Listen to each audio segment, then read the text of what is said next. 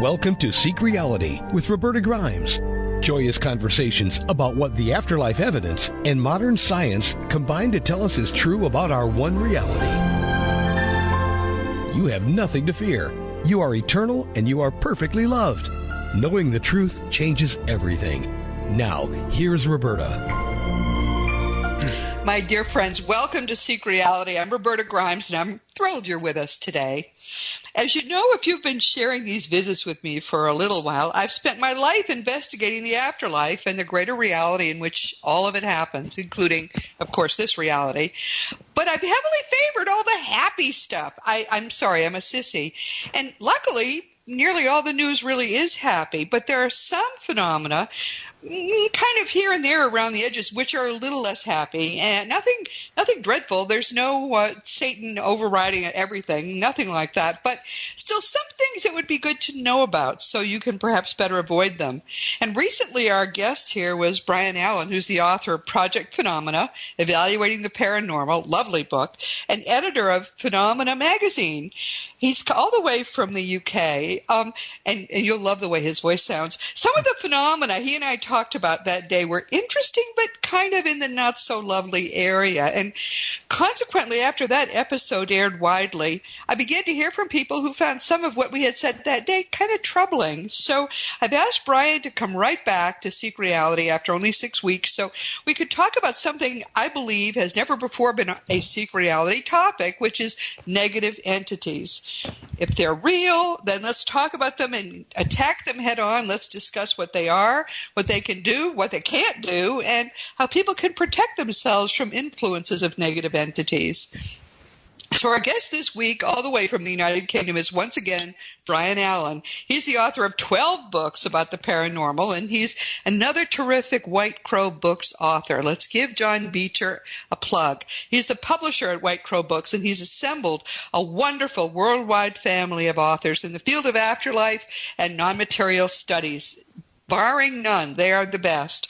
Our friends Victor and Wendy Zamet's book, A Lawyer Presents the Evidence for the Afterlife, is from White Crow Books, as are Michael Tim's books and a host of other really good books from some of the authors that I most admire.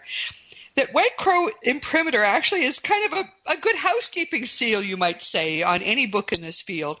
I've never read a book from John's publishing house that I thought was less than really great. So Brian Allan is with us today, and we're going to talk first about some of the spooky stuff, mainly to show you how you can best avoid it. And then stay tuned, because we're going to be talking about something wonderful, the Skull Experimental Group, which was a late 90s effort at afterlife communication that met a rather untimely end. We'll talk about what happened there. But while it was underway, Skull gave us definitive proof that our lives continue. This is something which, if you don't know about the Skull experiment, you really need to read more about it. So Brian's going to talk about that as well. Brian, welcome. I'm so glad you're right back with us today. Hey, Roberta, I really am glad, and thank you very much for asking me. Just briefly, in case people didn't hear your first interview, which was really just a few weeks ago, could you tell us again how you kind of got interested in this field? Oh, yeah, well, you could say that I've been interested since I was like 2 years old, when I had my first encounter with something that I saw as a 2-year-old. Wow. And that image, I think I told you at the time, I saw this thing when I was lying in my cot, looking at this thing, and it was looking at me. And it was, seriously, and it was as real as real. I once talked to a psychologist about this, and he said it was a hypnagogic hallucination. It would actually been hypnopompic, because he had it the wrong way around, because I was waking up and not going to sleep. He said it was a hallucination. It wasn't. This thing was real. And I guess it wasn't paranormal in the sense of being a ghost and you could see through it and stuff like that. This thing was about 4 foot high. It was dressed head to foot in green. It was, a leprechaun! You saw a leprechaun! Listen, I'll tell you what, I wouldn't be surprised at anything I saw that particular morning. But this thing was 4 foot high, dressed in a one-piece tight-fitting green suit. The thing I did notice about it in particular was its belt, because the belt was more like a device than a belt, because where the buckle should have been, it was like a small machine of some sort. Anyway, this thing was looking at me. I was looking at it. It didn't frighten me. and I just went back to sleep. I woke up again, it had gone. But that, I guess, gave me the insights, and it gave me the interest to keep looking at this stuff, and I've done it literally all my life. Wow. Well, I do remember the story because I remember then I also blurted, wow, it was a leprechaun. Yeah. but I think that this sometimes is the case. If people are susceptible, they have a very early experience. It sticks with them. Mine happened at the age of 8, but I was still, I was a child. And it feels as if it just happened yesterday. It really never goes away. And I think it does spur us to do this work. So how did you get into doing research on the paranormal? Okay, well, I guess I was a kind of an armchair expert for quite a number of years. I guess about 30 years ago, I was more or less an armchair expert. I would read all the factual stuff that I could lay my hands on, until finally I said, well, I got to get my feet wet in this, and I started going out. I got in touch with a local group. And was taken on board with them. I went out in cases, UFO cases, abduction cases, hauntings, investigating hauntings, poltergeist stuff like that. Yeah, wow. Yeah. And I guess, well, my wife and I started up our own small group. Pardon me. And it all took off from there. So I would say that although I've been interested all my life, it's maybe in the past, say, 30 or 35 years, I've done it actually hands-on. Although, to be fair, as far as the active stuff goes now, there gets to be a point, especially when you're supposedly investigating, inverted commas, paranormal cases, when you don't, it's the same phenomenon but dressed up in a different form. Put it that way. It's just it's just wearing a different jacket. So it gets to the point where you're not going to learn anything more from it. So unless I'm specifically asked out in a case, and I very, very occasionally am, and I will go out if I'm asked for help, but I don't go seeking it anymore. And I'm just quite happy to write about it and talk about it to anyone that's willing to listen, basically. Yeah. I think it's very important for people to start to get the whole picture. Yeah. Because when we know that the dead speak to us, almost everybody I talk to or hear from has stories to tell about this or that loved one and how they communicated or still do. In fact, something new in the last couple of years is I'm starting to hear from widows whose husbands come to them in the night for physical, relations. Do you ever encounter that? Yeah. You do? Oh my goodness, it was so new to me. Made me blush in the beginning, but apparently this is common stuff. I would say that it might not necessarily be their husbands. That's the problem. Oh dear, are you serious? I'm absolutely serious. It could be an incubus. Even though it looks like the husband, it sounds and is very much like the husband? Well, I'm not saying it's not. But what I'm saying, it doesn't necessarily have to be. It could be an incubus. And these things, they are out there along with a lot of other negative entities, which is something that I'd like to talk about to you if you wish. Yeah, I think we better get into that. Please explain what an incubus is, and then maybe tell us what are some of the other things that... Well, the incubus, these are all creations, if you like, of the medieval Catholic Church. Uh-huh.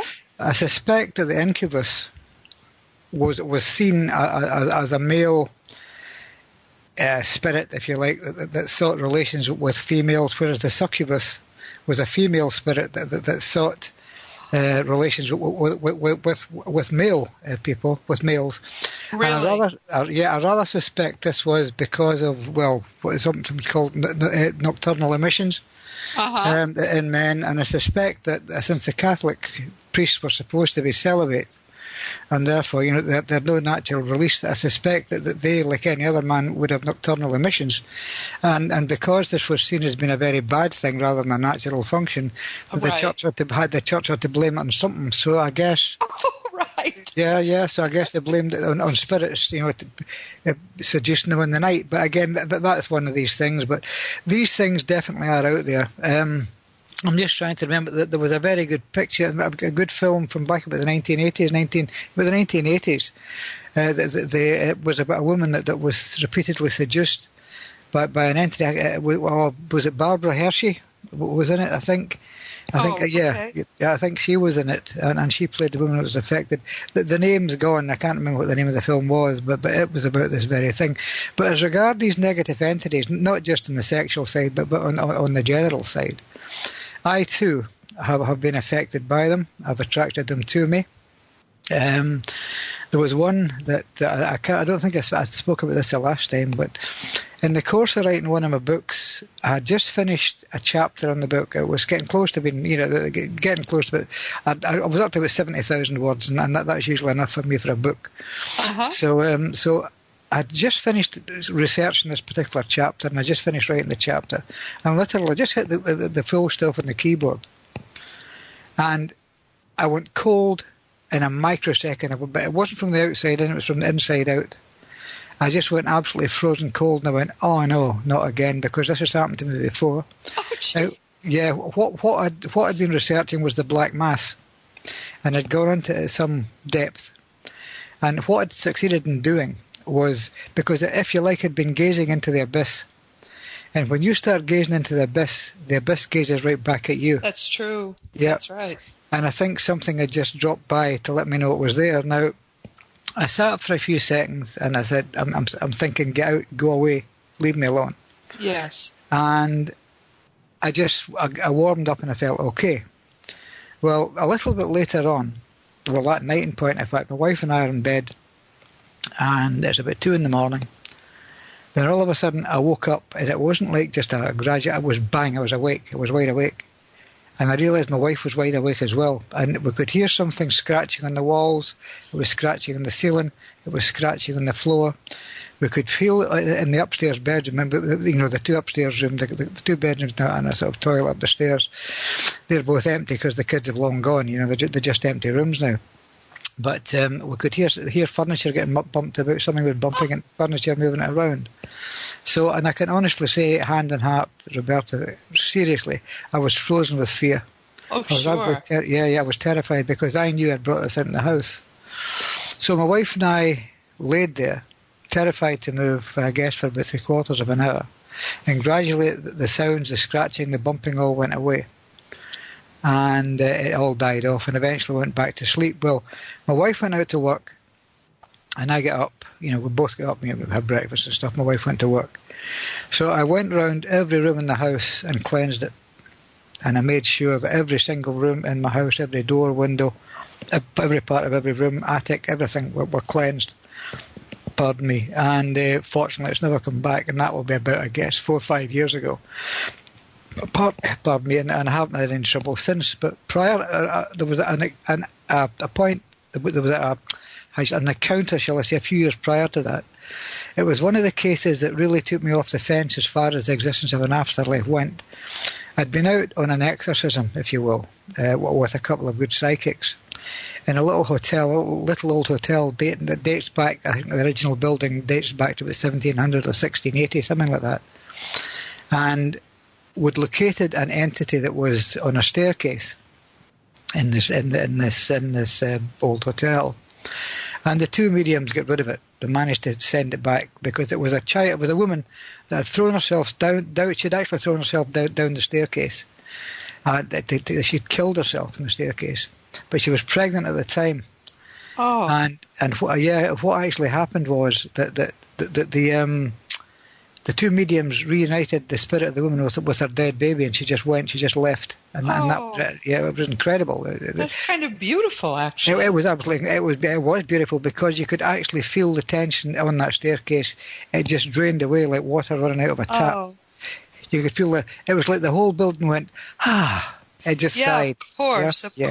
Okay, well. People are asking two questions, which I'd want to make sure we get answered. The first is, when you say you cleansed the area, what did you do? I mean, if you think there's been some bad thing in the house, what do you do to cleanse it? Do you use sage, or what do you use? No, I don't smudge them out because it stinks the house out too much, frankly. Yeah.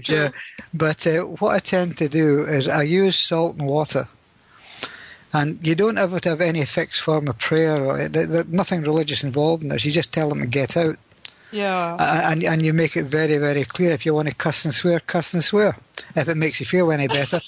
I'm being absolutely serious here, Roberta. I'm not pulling the wool over your eyes here. No, I know. Yeah, I'm not a particularly religious person, so I tend to just tell them to get out of this house, get out of my house in this case, or if it's someone else's house, I tell them to get out of the house.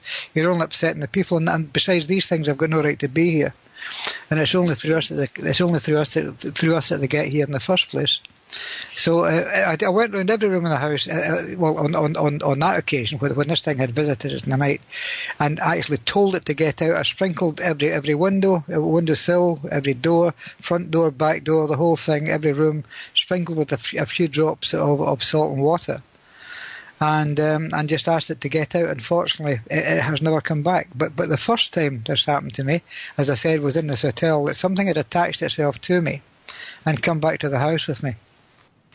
And the reason I found out about this was that a couple of days later, for no reason at all, I walked in the front door, walked into the living room, and there was a stench. And the stench was clearly defined. It was about the size, I guess, of an oil drum. It was, you could walk through it and out the other side. I mean, it wasn't all through the house yet. It was it was completely located right in front of my front, inside the living room door. And that's where it was, and it was a foul stench. And my wife noticed it, and I saw her looking at me, and I said, I think I brought this back. Oh, well, okay. May I just say one little thing here? You're married to a saint. She is. She is. This woman allows you to do this work, bring this stuff back in the house, scared to death, lies there with you for 3/4 of an hour, scared to death of all the noises, and she stays with you. I hope you give her very nice Valentine's and birthday presents. Because I do. She's earned them. Oh, wow. I swear to God, Roberta, the woman is an absolute anchor for me. She's been my anchor in a lot of occasions, and she keeps my feet really on the ground. And I just couldn't live without her. But that's another story. But anyway, I'll leave that for the time being. Well, the thing is that this thing is in the house, and it's stinking the place out. Or it's in this tightly area of stench. Well, my wife had gone out to do a bit of babysitting because my grandkids were a lot younger then. And I stood in the kitchen, and I'm looking back in the living room, and I said, right, you've got to get out of here because you're frightening my kids. You're going to frighten my grandkids. You're alarming my wife. I want you to go, and I want you to go now. Well, all of a sudden, the stench turned up in the kitchen. It moved, and it moved into the kitchen. Yep, and it was in a tightly focused area. And I said, get out and get out now. Do not come back. You have no option. I said, get out now. And it was like flicking a light switch. It went bang, smack, gone. It just went like that. Why was it a stench? It was like sewage, for want of a better word. It was like sewage. Wow. It was that bad. It was really that bad. But this is what these entities can smell like.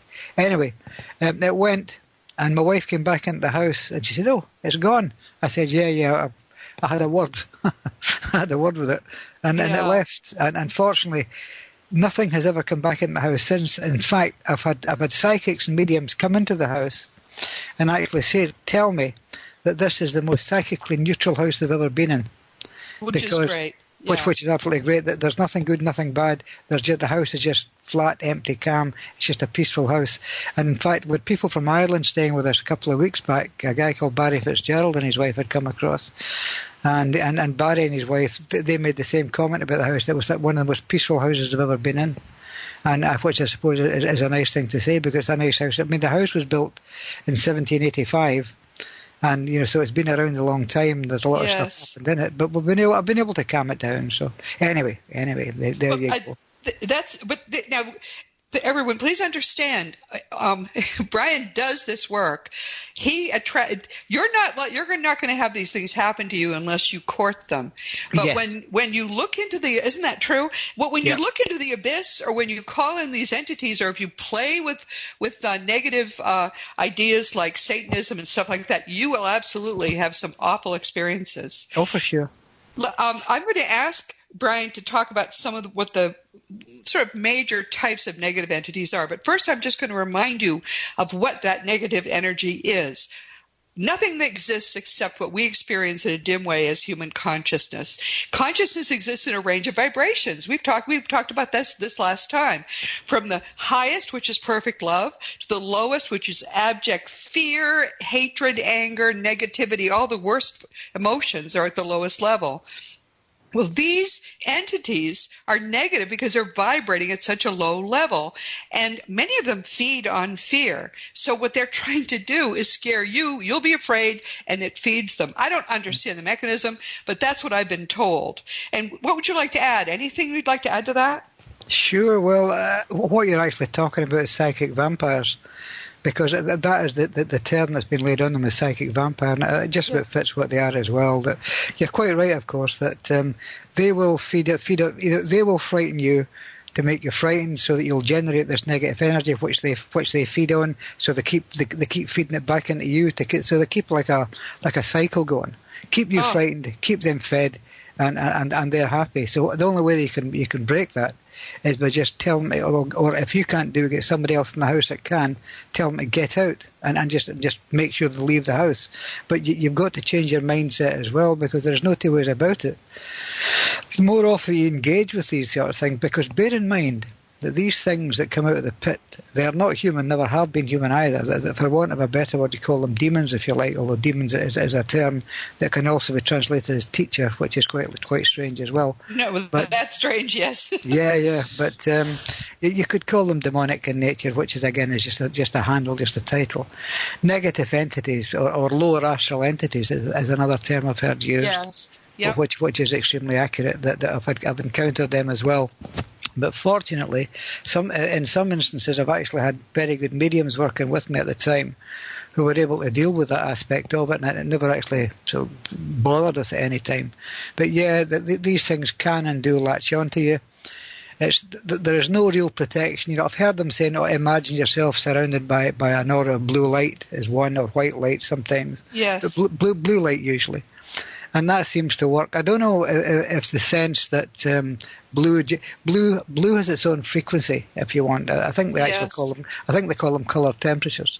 But I guess if you're thinking blue light, you visualize it in your head, I guess you're generating this sort of energy field round about you. I know this sounds very airy-fairy, but it does seem to work. But it does work. This is between your eyes and slightly above is what sometimes is called the third eye. Yeah, the pineal, yeah. Yes, and you can generate, if you just imagine light being generated from there and filling, just as if it were like a liquid, filling all around you, filling the room, surrounding you, surrounding your loved ones. This works and it can work at a distance. I had some people I love who were going through some tremendous problems, financial problems. He couldn't get a job. It was awful, and they had a little baby. So the only thing I could think to do for them was to surround them with this light. So as I was going to sleep, I would walk through their house, filling the house with light. And I did this for about a month and a half, and then I got a call. Everything had changed. He had a job. The baby I think it had been sick. It was healthy again. So you can do this. It freaked me out, actually, to get this call, but it confirmed what I had been told is true. You can use light as protection for yourself and for others. Oh, yeah, of course you can do it. Absolutely nothing wrong with that. But basically, it's whatever works. Yes. You just literally whatever works. If you think it's going to work and it works, then go for it. I mean, yes. There are no absolutes in this, absolutely not, mainly because there is no consensus of opinion about what we're dealing with. That's right. Because this is going to lead us into school quite handily, because they were dealing with things there as well. And in point of fact, a lot of the things that happened during the skull experiment, I saw reflected with an entity that I was dealing with while I was writing the last book, about Project Phenomena. Before we get to school, I'd like to just sort of finish that thought, because a lot of people are sort of creeped out so far by what we've said today. Really? Okay. And I hear from them, and I know I'll hear more. So let me just sort of finish talking about negative entities. I'm going to ask Brian to tell us what some of the main kinds are. But the key in all of this is do not court negativity. Don't be hateful. Don't be angry. Don't think bad thoughts about anybody, and never say, never flirt with like Satanism or any negative kind of energy at all. Think love. We talk about this every week on Seek Reality. Think love, think positivity, all of those good things, and you have protected yourself better than you possibly could do it any other way. If you live in love, you cannot be touched by any of this. Is that right? Tell me if I'm wrong. No, you're absolutely right. But in point of fact, Roberta, to be perfectly honest, I would say now that I tend to leave a lot of this stuff alone. Okay. Yes. A friend of mine, Steve, a good friend of mine, Steve Mera, he actually started the magazine that I actually edit. He's somebody you want to have on your show sometime, because I think you'll find Steve is a very, very good interview guest. That Steve and I have been around this game so long that we know there are things that we will actively leave alone. I mean, there are cases now that I just would not get involved in. Quite frankly, I would just walk away from it. It's not because I'm frightened. It's because I just don't need the hassle anymore. Because you're asking me what kind of entities are there, sort of archetypal entities, if you like. The answer to that is no. I don't think they're any type of entity any worse than the other. Okay. Well, you can call them demons, you can call them harpies, you can call them anything you like. They are just negative energies, negative entities. I don't think any are any more powerful than any of the rest. It depends on how you interact with them. I think they exist on one particular level. I don't think any are any more evil or any worse than any of the rest of them. They're all just negative entities. And the best thing you can do, as you rightly said, is do not get involved in Satanism. Don't watch horror films, for example. Yes, absolutely. Good point. Yeah. Don't watch particularly supernatural horror films, because some of these films get it right on the nail. In fact, I will say this and I would argue at anyone at this point, the most frightening film I have ever seen any time is The Exorcist. Simply because that was absolutely accurate. In fact, you may not know this. Yeah, you may not know this, but at one time, when the Vatican obviously had its own team of exorcists, and the guy that used to run it was a Father Gabriel Amort, was his name. He's now deceased, he's gone. But he was the guy that ran, if you like, the exorcism department of the Vatican. And he recommended that any priests who were aspiring to be exorcists should watch that film, because it was so accurate, okay, and so to the point that he said it was almost a handbook of how to deal with exorcism. Oh, my word. Yeah, absolutely true. And the film still has the ability to shock. It really does, because it was so accurate and so true to life, And so don't watch that stuff. I mean, it's easy, everybody, to protect yourself by protecting yourself. Think of this as the worst, most horrible physical contagion you can imagine, just as you wouldn't go into a leper colony, so you don't go near this stuff. And there's another thing we should just point out. Some people, for various reasons, just attract these things. One kind is called shadow men or shadow beings, and they'll literally pick on a specific person, Eve, starting as a child, and try to scare this person at night, because they can't even be seen and when there's any kind of light. So for heaven's sake, if your child says, "Mom, I'm scared of somebody in the closet," believe the child, put a nightlight in that room, and then never for the rest of his life should your child sleep without a nightlight, because the nightlight generally is all you need to drive them away.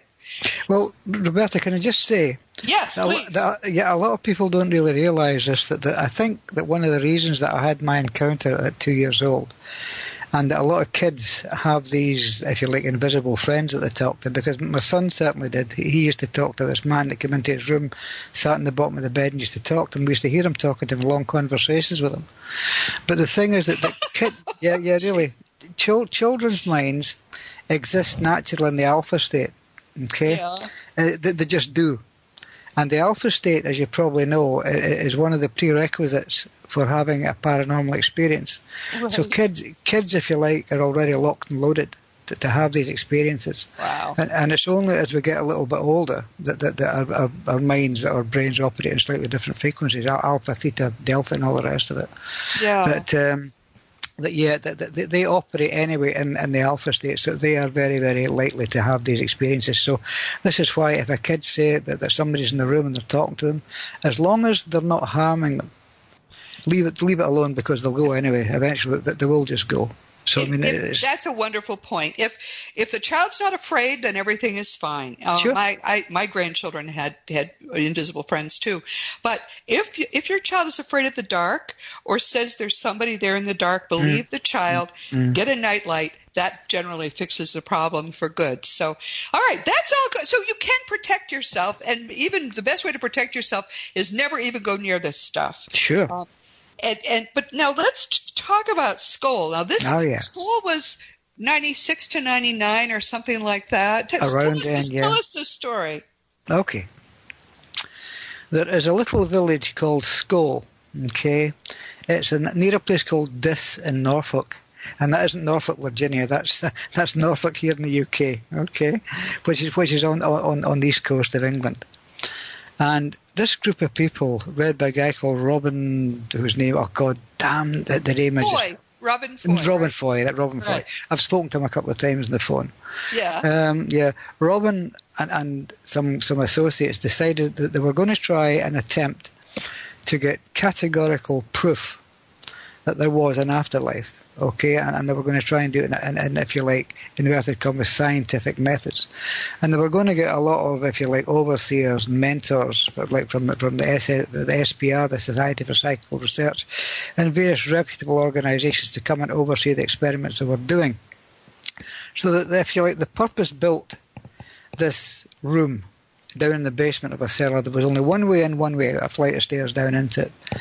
Yes. And they put in this room, like, basically just a table and some chairs. I think there was obviously lights and stuff. And I think that like a tape recorder, and just bits and pieces that they had in this room. Anyway, they started holding seances in the room.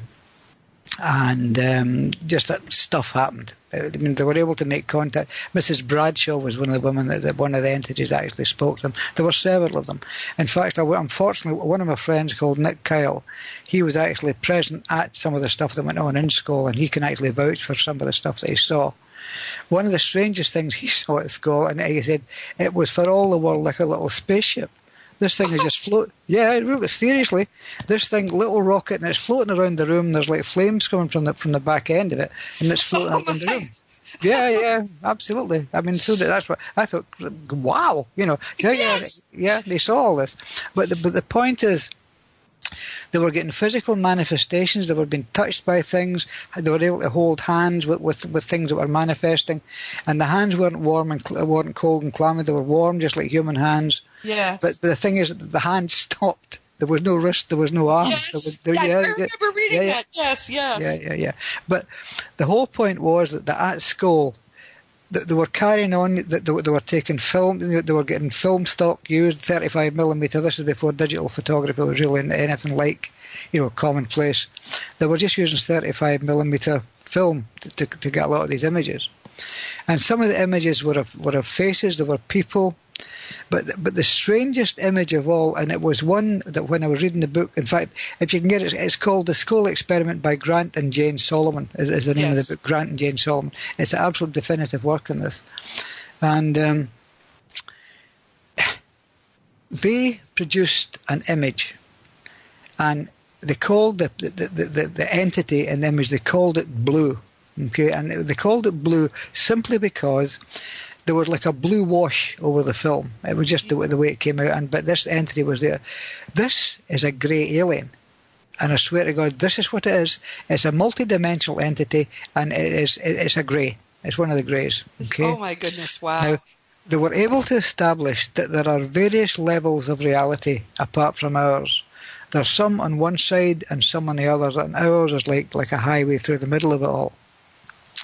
Now, depending how far you go, these greys, if these grey entities, let's just call them greys, but they aren't, but let's call them greys. They live in one reality, They are in one parallel line that's alongside ours, and sometimes they can interact with us. But there are other entities on the other side of them that live in their own parallel reality. Yes. And they hate us with a passion. Because we are corporeal, we are real, we're flesh and blood, we have feelings, we have emotions, and they hate us for that because they don't. Now, the school experiment went on, and it was getting better and better. They were getting more and more proof, and they were building up images. They were getting reports coming through, stuff coming through. It's arriving in the room. And eventually they were told to stop it. Okay? And they were told to stop it by entities outside the, if you like, the plane of existence that the Greys dwelt on, or that these other really negative things dwelt on. These things were coming from the future, and these things from the future were telling them to stop it, to stop the experiments, shut it down, because it was getting too dangerous.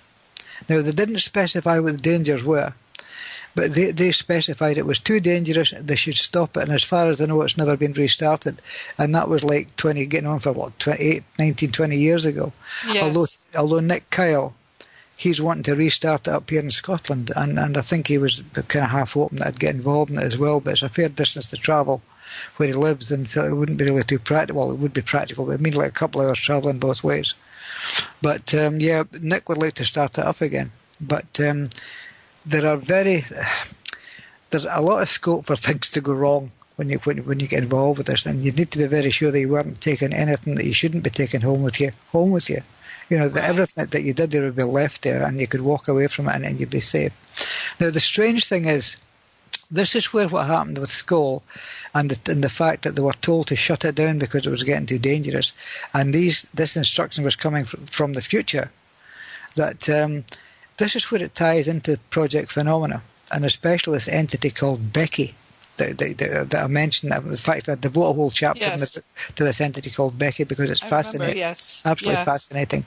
Now, I remember having a Skype call with Becky, not face to face because it's not real. And incidentally, I must confess, and I know Don doesn't like me saying this, that I don't think Becky is human or was ever human. But that's another story completely.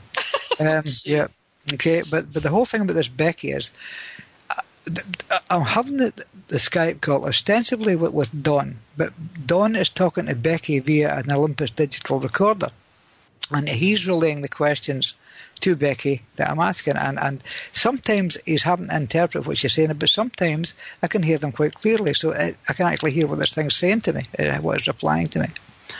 Now, one of the questions that I asked was it connected to the Watchers, and was it connected to the Nephilim? Well, I think you'll be aware of what I'm talking about there. Is that right, Roberta? Yeah, the Watchers and the Nephilim. Yeah. Why don't you explain? Explain to everybody. Well, the Nephilim were the offspring of fallen angels and human women. Okay, and the Watchers were, if you like, the entities that oversaw all this when it was going on. I'm going back to pre-biblical times. I'm going back to the beginning of time. And these Nephilim were the offspring of the fallen angels and human women. Now, this is talked about in the Bible. They talk about they found it's alluded to. I mean, they don't explain, but it's very, very, very powerfully alluded to. But the point is that I asked Becky, was she involved with the Nephilim and the Watchers? And the answer that came back, and I can feel the hair rising in the back of my back of my neck right now. The answer that came back was, he's on the right lines. So, and that was all she would say. Yeah. Now, as far as shutting the whole thing down goes, Don found out that there are a race of beings that he called Lightertons or Lightertons. I can't be any more specific than that. I don't even know how to spell it, because I've never come across this term before. But Don says these things are out there. Now, when Don's asking questions, or he was asking Becky questions, and there's more than Becky involved in this because there's a lot of entities float around Don. And when he was asking questions, if the questions get too pointed or too detailed, he said it was incredible because they'd be in the middle of a conversation and Becky would be answering them, then suddenly the whole thing would be just drowned out in a wave of static. Oh. And this was the Lightertons coming through and shutting the conversation down because they considered it was going too far. There were too many details getting passed across. Yes. And in that way, it parallels what happened with the Skoll experiment, that they were told to shut it down because these entities from the future were deciding it was too dangerous. The direction they were going in, it was too dangerous, and they were to shut it down, stop doing it. And it's never happened since. But this thing, the thing about, see, Steve and I, this never appeared in the book because we never got around to finishing it. But one of the chapters in the book, we devised 20 questions or 25 questions. I think it was 20 questions it was to actually ask this thing Becky, relating to what it did and what it was and all the rest of it. Well, we got around. I think we got around to about 15. No, we got the 20 questions out. You know, what was it? Where did it come from? What was it like on its side? You know, the stuff, the general stuff. You know, and the thing was, some questions it answered, some it was maddeningly obscure about, and some it wouldn't answer at all. It just would refuse to answer. Point blank, wouldn't give us answers. Yes. Now, this is why this didn't appear in the book, because there was no point in just putting in some of the questions, because some led into others and they led into others, and it was a sort of logical progression. So it was a pity, but I just couldn't include that in the book because basically it just wouldn't answer some of it. So everyone. So what are we taking from this? There are apparently levels of energy even below the level of this reality of the universe and above. Well, of course, we know about above because that goes all the way up to the Godhead, but there's some that's below, and the lower the vibration, the more negative, the more evil, really, anything is. But also they don't have power. The lower the vibration, the weaker they are in terms of power. I mean, there are those shadow men who are trying to scare you, but they disappear if there's any light at all. I mean, that's weak. Let's say that's weak, but that doesn't mean they can't scare you. That doesn't mean you shouldn't respect the fact that you cannot court negativity in your own life, because if you do, you might attract some very unpleasant entities. Try to read about Skoll if you can, because they did some things which really I don't think anybody has ever documented doing in a disciplined way. For example, they would take brand new film and they would unwrap it, and it would be inspected by a scientist and put on the table while all of this was going on. After the seance, they would open the wrapper and they would find all kinds of pictures and writing and all kinds of things on this never before exposed film. This just all kinds of things. And as you pointed out, apports, a newspaper that arrives that's like 100 years old, or I can't remember how old, plops on the table. It's brand new. It smells from the printer. It's white. And then over a couple of days, it ages. I mean, amazing things that are just beautiful and wonderful that were done by good spirits. It's just a pity that the portal opened wide enough that they got these negative entities too. And I that's essentially what I had heard. I had heard too that there were some very evil entities that were trying to time travel to us from other time dimensions as well. Sure. And that was something that we couldn't risk, bringing in that kind of contagion, that kind of infection. But this is all really interesting stuff. I'm so glad you're here. I love talking to you, and I love listening to you, to be frank, too. To Americans, you sound just wonderful. Oh, good. What do you want people to remember about all of this? And in what respect, Roberta? Well, I mean, we're coming to the end of our time, and what thoughts might you leave with us? Well, be cheerful. Yes. Love each other. Be respectful to one another, and whatever you do, do not hate. Do not hate, because hate is the most negative energy of all. True. And that will pull these things in quicker than flypaper. That will pull these things in quicker than flypaper. Well, that's a wonderful way to summarize all of this. We can protect ourselves, and the absolute armor is perfect love. The closer we are to that, the safer we are. Thank you, Brian. This has been so much fun. Brian Allan, we will have him back, if only because every time I talk with you, I learn new interesting stuff. Good. But we are coming to the end of our time, so we have a few things we need to say. This has been Seek Reality with Roberta Grimes. I'm delighted you were here today, and please never forget that you in particular are a powerful, eternal being. You never began, you never will end. When you really get what that means, it'll make your life better in every way. Next week, we'll be talking with Riley Haggerty. He'll be here for the 5th time to talk about his book, Spectral Evidence 2. He was here several months ago when we talked about Spectral Evidence 1. Riley is doing the wonderful and indispensable work of gathering and preserving some of the abundant communications that were received from the dead during the heyday of afterlife communication that began in the latter part of the 19th century and extended to maybe 1940 at the end. Riley is a wonderfully dedicated man. He's also a very enjoyable person to talk with. He has such a zeal for this work and a delightful sense of humor. So I always enjoy when we get to have him on, and he'll be our guest next week. Please be sure to join us. Today we've been talking with Brian Allan, who, my goodness, Brian, you always amaze me. He's been here for the 2nd time. He's the author of the wonderful White Crow book, Project Phenomena, Evaluating the Paranormal. I've read this book. I think it's terrific. He's also the editor of Phenomena magazine. Now, do we just go online to find that, Brian? Is that an online magazine? No, absolutely. It's phenomenamagazine.co.uk. Yeah, and it's the magazine's free. There's like 8 years worth of stuff up there, so it's free to download. So help yourself, dig in. It's absolutely free. And if you see something you like, you'll get my email contact on there. Just get in contact with me. I'll be more than happy to chat to you. I'll leave it in the comments to this program, and I'll also send you his personal website, which is fascinating. But this week, our topic has been all bad stuff.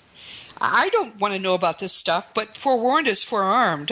We're trying to give you information that will keep you safe from being harmed by any negative entity that's not in a body. Just remember, the more evil and fear-based the entity is, the weaker it is. That can't hurt you.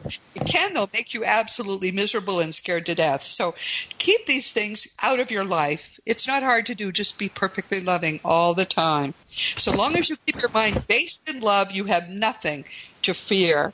Now, as you know, my nonfiction books are Liberating Jesus, My Thomas, The Fun of Dying, The Fun of Staying in Touch, The Fun of Growing Forever, The Fun of Living Together, and in the fall of 2019, The Fun of Loving Jesus, Embracing the Christianity that Jesus taught. Children's books, too, The Fun of Growing with Jesus and The Fun of Meeting Jesus. The Fun of Growing with Jesus will be out also in the fall of 2019. You can get my books or Amazon, and of course the adult books are also available as audio books. If you want to talk about any of my books or anything at all, always know you can reach me through the contact block on robertagrimes.com, and I take 4 or 5 days sometimes, but I do answer every email. Past episodes of Seek Reality are available on webtalkradio.net, realrevolutionradio.com, iTunes, iHeart, and a number of other stations, including the wonderful stations in the Dream Vision 7 radio family. And there's also, of course, a Seek Reality app available for free in the iTunes store. And if you ever wonder where we are, because we move around some, you can always just go to robertagrimes.com and click the radio tab and find out what's new with us. Don't forget that every Sunday there's a new blog post, and they come in series. So if you feel if you're getting there in the middle of a series, just go back a few weeks or a month, and you'll be able to catch on. This is where I try out new ideas. I try out concepts. I try to better understand and how things fit together. So it can be fun to spend time, and some people do, commenting and talking about these blog posts each week. I'm trying to make this as easy as I can for you. The news is all good. You are perfectly loved. You are perfectly safe. Nothing can harm you. As A Course in Miracles says, nothing real can be threatened and nothing unreal exists. In that lies the whole secret. You exist, you are real, and you are of God, and there's nothing that can harm you. So don't want to scare you today, but I do want to make you have a healthy respect for the fact that if you court negativity, it can make your life really, really miserable. Meanwhile, This has been Seek Reality with Roberta Grimes. Please enjoy, please make the most of this coming week in our one reality, knowing that you in particular are a powerful, eternal being, and you, most of all, are infinitely loved. You've been listening to Seek Reality with Roberta Grimes. Roberta blogs and answers questions at robertagrimes.com. Join us every week as we explore what the afterlife evidence and modern science combine to tell us is true about the one reality we all share. Knowing the truth changes everything.